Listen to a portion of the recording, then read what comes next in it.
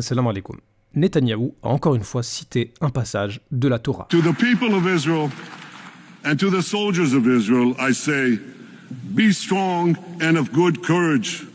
חזקו ואמצו ואל תיראו מפניהם, כי אדוני אלוהיך הוא ההולך עמך, לא ירפך ולא יעזבך. Eh bien, regardons ensemble le passage cité par Netanyahou qu'il adresse à ses soldats. Deutéronome, chapitre 31, au verset numéro 6. Contexte de ce verset, il s'agit d'une guerre où l'Éternel motive ses soldats, et pour les motiver, il prend comme exemple deux nations qui ont été détruites. Et la Torah elle-même nous décrit comment ces deux nations-là ont été détruites. On va rester dans le même livre. Il a cité Deutéronome, chapitre 31, au verset 6, eh bien on va prendre le même Deutéronome, cette fois-ci au chapitre 3, verset 6. Deutéronome chapitre 3, verset 6, nous les dévoîmes par interdit. Nous dévoîmes toutes les villes par interdit, hommes, femmes et petits enfants. Donc les deux rois dont on parle ici, qui ont été détruits avec leur peuple, ça s'est fait selon la Torah, en détruisant aussi les femmes et les enfants. Et c'est encore confirmé dans le même Deutéronome, cette fois-ci au chapitre 2, verset numéro 34.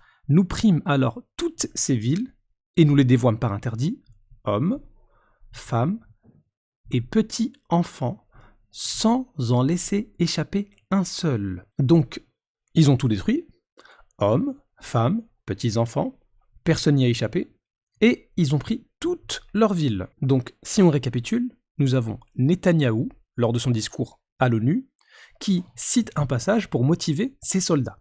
Sauf que ce passage-là, juste avant, le contexte, c'est que, ne vous inquiétez pas, l'Éternel va vous délivrer de vos ennemis, comme ça s'est fait avec ces deux rois-là, dont les peuples ont été détruits, avec les femmes, les enfants, et leurs villes ont été prises. Donc, comment ça se fait que Netanyahou peut citer un passage de la Torah, alors que le contexte, c'était clairement des éliminations de femmes et de petits enfants.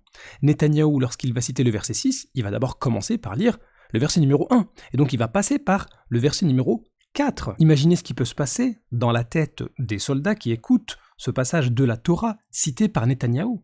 Ils vont peut-être essayer de chercher le contexte, et ils vont voir que l'Éternel a clairement autorisé les éliminations de femmes et de petits enfants. Malheureusement, ce n'est pas la première fois que Netanyahou cite des passages qui peuvent être extrêmement dangereux de la Torah. Il l'avait déjà fait lorsqu'il avait parlé de Amalek avec la situation à Gaza. Souviens-toi de ce que Amalek t'a fait, est-il écrit dans la Bible. Nous en souvenons et nous luttons. Nos soldats sont vraiment courageux. Ils sont à Gaza, autour de Gaza. Or, le fait de se souvenir d'Amalek, ça fait partie des 613 commandements de la Torah, avec comme application par exemple 1 Samuel chapitre 15, frappe Amalek, dévoué par interdit tout ce qui lui appartient, tu ne l'épargneras point, hommes, femmes, enfants et nourrissons.